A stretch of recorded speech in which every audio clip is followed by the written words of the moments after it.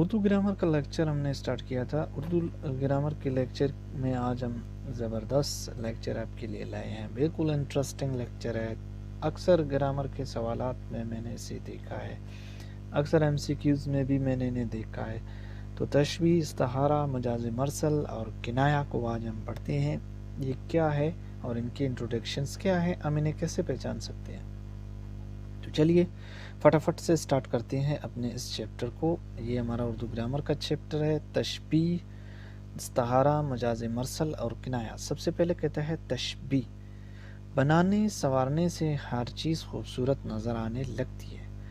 اکثر ہم شعر و شاعری میں یہ چیزیں دیکھتے ہیں، تشبیہ کو، استعارہ کو، مجاز مرسل کو، کنایہ کو، لیکن ہم سمجھ نہیں پاتے۔ تو آج ہم ان کی انٹروڈکشنز کو پڑھیں گے، تعارف کو پڑھیں گے، تبھی ہم سمجھ جائیں گے۔ کہتے ہیں ہر چیز کی خوبصورتی ہوتی ہے سنوارنے میں، در و دیوار پر رنگ نہ ہو تو گھر بے رونق معلوم ہوتا ہے، سادہ تصویر کو رنگین کر دیا جائے تو قیمت بڑھ جاتی ہے۔ اب ایک سادہ تصویر ہے، ہم اس کو رنگ منگ لگا کے، اس کو بڑا چڑھا کے، خوبصورت بنا کے، تو اس کی قیمت زیادہ ہوگی۔ تو شعر میں بھی اگر تشبیہ نہ ہو تو اس شعر کا کچھ مزہ ہی نہیں ہے، اس طرح کہتا ہے۔ رنگین اور پھولدار کپڑے اسی لیے تو پسند کیے جاتے ہیں کہ ان میں بیل بوٹے اور طرح طرح کے رنگ ہوتے ہیں۔ اب جو پھولدار کپڑے ہوتے ہیں، اکثر لوگوں کو پھولدار کپڑے پسند ہوتے ہیں، کیوں پسند ہوتے ہیں؟ ان میں بھی کچھ جو ہے نا، مطلب کیا ہوتا ہے، طرح طرح کے رنگ ہوتے ہیں، اسی وجہ سے وہ خوبصورت لگتے ہیں۔ تو ہر چیز کی خوبصورتی، سجاوٹ کو ہم کیا کہہ سکتے ہیں؟ تشبیہ کہہ سکتے ہیں۔ نثر کے مقابلے میں نظم پسند کرنے کی وجہ لفظوں کا خوبصورت استعمال ہے۔ یہ نثر کے مقابلے میں نظم کو زیادہ پسند کیوں کیا جاتا ہے؟ کیونکہ اس میں تشبیہ زیادہ استعمال ہوتا ہے، اس میں مختلف صنعتوں کا استعمال ہے۔ صنعت کاریگری کو کہتے ہیں، آپ کو پتہ ہے، اور صنائع جمع ہے، صنائع لفظی الفاظ کی کاریگریاں، اور صنائع معنوی معنی و مفہوم کی کاریگریاں، اور حسن پیدا کرنے والے طریقے جیسے تشبیہ، استعارہ، مجاز مرسل، کنایہ، تلمی، تضاد، حسن تعلیل، مرات النظیر اور تجنیس ایسی چیزیں ہیں جن سے عبارت میں آرائش کا کام لیا جاتا ہے، ان سے عبارت چمک اٹھتی ہے، فکروں میں حسن اور مضمون میں دلکشی پیدا ہو جاتی ہے۔ لوگ اپنے روزمرہ میں ان سب چیزوں کو استعمال کرتے ہیں، ٹھیک ہے، لیکن انجان آدمی پہچانتا نہیں انہیں۔ گھر کی صفائی اور کمرے کی سفیدی دیکھ کر مختلف حضرات مختلف انداز میں تعریف کرتے ہیں۔ کیسے کیسے تعریف کرتے ہیں؟ گھر میں کوئی بندہ آتا ہے کہ بھیا گھر کس قدر صاف ہے، واہ واہ، سفید براق نظر آتا ہے۔ اب سفید براق آپ کا کیا ہے؟ تشبیہ ہے، یعنی کہ سفید گھوڑے کی طرح ہے۔ کمرہ آئینے کی طرح سفید ہے، مطلب صفائی اتنی ہے کہ ہم اسے آئینے سے تشبیہ دیتے ہیں۔ کمرے کو، کمرے کی صفائی کو کس سے تشبیہ دے رہے ہیں؟ آئینے سے، مطلب آئینے کی طرح صاف ہے۔ کمرہ کیا آئینہ ہے؟ کمرہ کیا ہے؟ آئینہ ہے؟ کمرہ آئینہ نہیں ہے، ہم اسے تشبیہ دے رہے ہیں آئینے سے۔ تو یہ ہے سمپل تشبیہ کی تعریف۔ چلیے جی، فائن، چلیے نیکسٹ چلتے ہیں نیچے۔ اب کہتے ہیں تینوں جملوں کا مطلب کیا ہے؟ ایک ہی ہے، مگر غور کرنے سے مطلب ادا کرنے اور خیال واضح کرنے میں کچھ فرق نظر آئے گا۔ الفاظ کی ترتیب اور معنوں کی ادائیگی میں پہلا جملہ سادہ اور صفت موصوف کی ترکیب سے مرکب ہے، دوسرے جملے میں تشبیہ اور تیسرے میں استعارہ۔ تشبیہ اور استعارے سے عبارت میں حسن پیدا ہوتا ہے اور مضمون میں جان پڑ جاتی ہے۔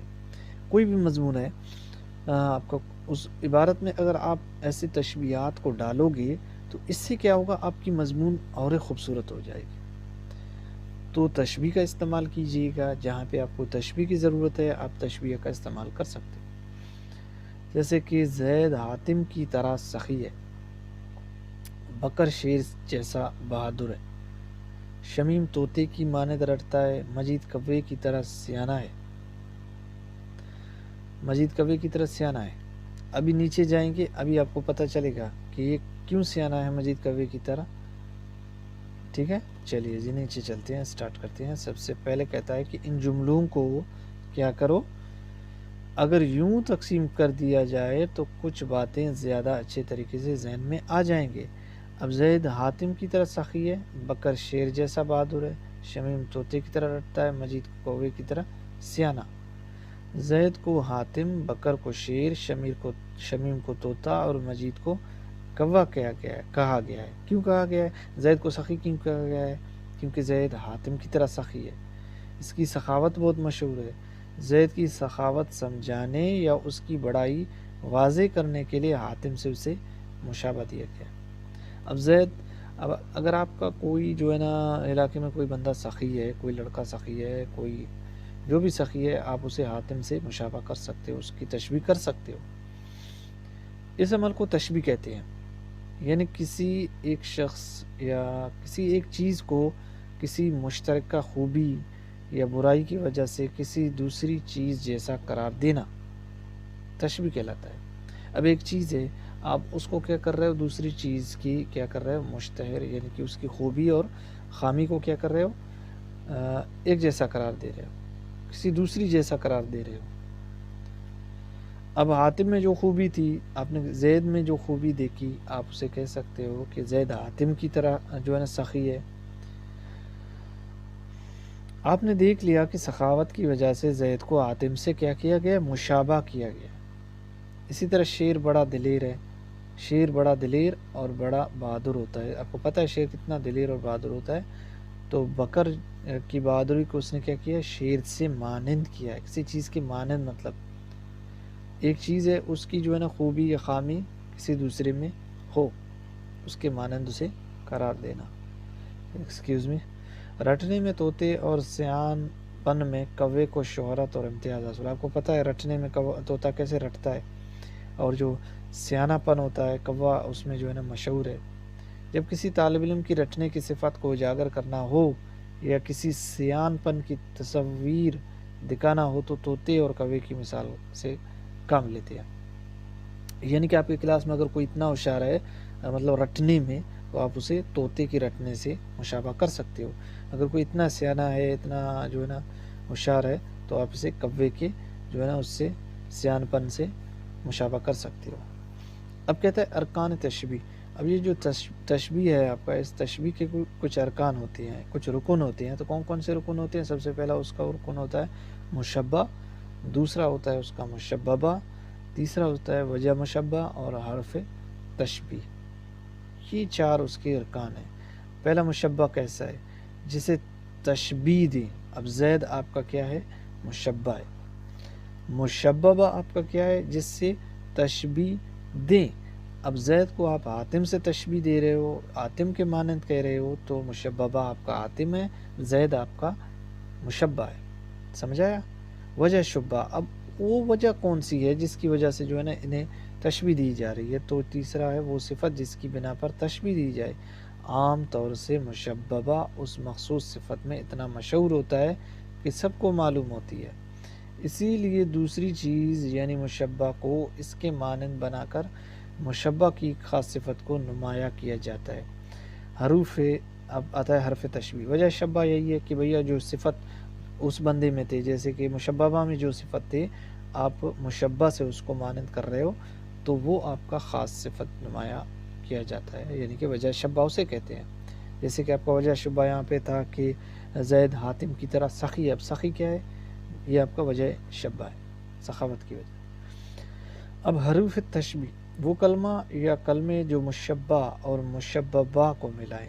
اب زید اور حاتم کو ملائے، اسے کیا کہتے ہیں ہم؟ حروف تشبیہ کہتے ہیں۔ مانند جیسا، مطلب اس کی طرح، جیسا ہے، جیسے کہ آپ کی مثل ہے، زید حاتم کی مثل ہے، زید حاتم جیسا ہے، مطلب حاتم کی طرح سخی ہے۔ چاند جیسا خوبصورت ہے، اس فقرے میں بچہ مشبہ، چاند آپ کا کیا ہے؟ مشببہ ہے، جیسا آپ کا کیا ہے؟ حروف تشبیہ ہے، خوبصورتی وجہ شبہ ہے۔ تو سمجھ آیا کچھ جو آپ کا تشبیہ؟ نہیں آیا؟ چلیے نیچے دیکھتے ہیں۔ اب کرتا ہوں کہ آپ کو سمجھ آ چکا ہوگا تشبیہ۔ کیا خوبصورت بچہ ہے؟ نہیں۔ کیا خوبصورت بچہ ہے؟ چہرہ چاند کی طرح گول ہے اور چمکدار، گال گلاب جیسے سرخ، ہونٹ پنکھڑی کی مانند نازک، ایک عبارت میں کئی مشبہ اور مشببہ جمع ہو گئے ہیں. مشبہ وجہ شبہ مشببہ اور پھر تشبیہ مشبہ وجہ شبہ مشببہ اور پھر تشبیہ. اب کہتے ہیں ایک پورا پیراگراف آپ کو دیا گیا. اب دیکھو اس میں کتنا جو ہے نا اس میں استعمال ہوا ہے, کتنی زیادہ جو ہے نا خوبصورت بنایا گیا ہے اس کو پیراگراف کو. سب سے پہلے اس نے کہا ہے کہ کیا خوبصورت بچہ ہے, یہ چہرہ چاند کی طرح گول ہے. اب چہرہ آپ کا کیا ہے, مشبہ ہے, اور وجہ شبہ کیا ہے, گولائی چمک. اب مشببہ آپ کا کیا ہے, چاند, یعنی کہ چاند سے مانند کیا گیا ہے. مانند کرنے کے لیے کیا آپ ہے, وجہ شبہ ہے. کی طرح ہے آپ کا, یعنی کہ تشبیہ ہے. گال سرخی گلاب جیسے. اب دیکھو گال آپ کا کیا ہے, مشبہ ہے, وجہ شبہ آپ کی کیا ہے, سرخی ہے, گلاب آپ کا مشبہ ہے, حرف تشبیہ آپ کا جیسے ہے. ہونٹ نزاکت پنکھڑی مانند. ہونٹ آپ کے کیا ہے, مشبہ ہے, وجہ شبہ کیا ہے, نزاکت, پنکھڑی آپ کا کیا ہے, مشبہ, اور حرف تشبیہ آپ کا مانند. تو کلیئر ہے گائز, سمجھ آ گیا تشبیہ کے ارکان. امید کرتا ہوں کہ آپ کو سمجھ آ چکے ہوں گے. اب ایک شعر ہے, اب اس شعر میں بھی آپ کو تشبیہ ملے گا. چلیے دیکھتے ہیں اس شعر کو. میر کا شعر ہے. گھر کی تاریخ کو تیرا زندہ ہے, سخت دل تنگ یوسف جان ہے. اور علامہ اقبال کا مصرع ہے. ہر مسلمان رگ باطل کے لیے نشتر تھا. اب گھر کو زندان جان کو یوسف اور مسلمان کو نشتر کہنا تشبیہ ہے. گھر اور زندان میں وجہ شبہ تاریکی ہے. اب کہاں ہے, یہ گھر ہے, یہ آپ کا کیا ہے, یہ آپ کا کیا ہے, مشبہ ہے, گھر. اب اس کو اس نے کیا کیا ہے کہ کس کے ساتھ وہ کیا ہے, جان یوسف. گھر کو زندہ, جان کو یوسف, اور مسلمان کو نشتر کہنا تشبیہ ہے. ٹھیک ہے. گھر اور زندان میں وجہ شبہ تاریکی ہے, اور جان کو یوسف سے تشبیہ دینے کی وجہ قید میں دل کی تنگی ہے, اور مسلمان کو نشتر سے اس لیے تشبیہ دی گئی ہے کہ باطل کو کاٹ دیتا ہے. اب کہ یہ کلیئر ہو گیا آپ کا. گھر کو زندان, جان کو یوسف, مسلمان کو نشتر کہنا کیا کیا اس نے تشبیہ دیا ہے. اور یہاں پہ نشتر, یہ نیچے والا نشتر ہے, یہ اس کا ہے, علامہ اقبال کے مصرے کا ہے. تو تشبیہ آپ کا کلیئر ہو گیا. استعارہ ہم کل کرتے ہیں, نیکسٹ کسی ویڈیو میں استعارہ کو ڈسکس کریں گے. فی الحال اتنا ہی کافی ہے. ملتے ہیں نیکسٹ ویڈیو میں. ٹیک کیئر, اللہ حافظ.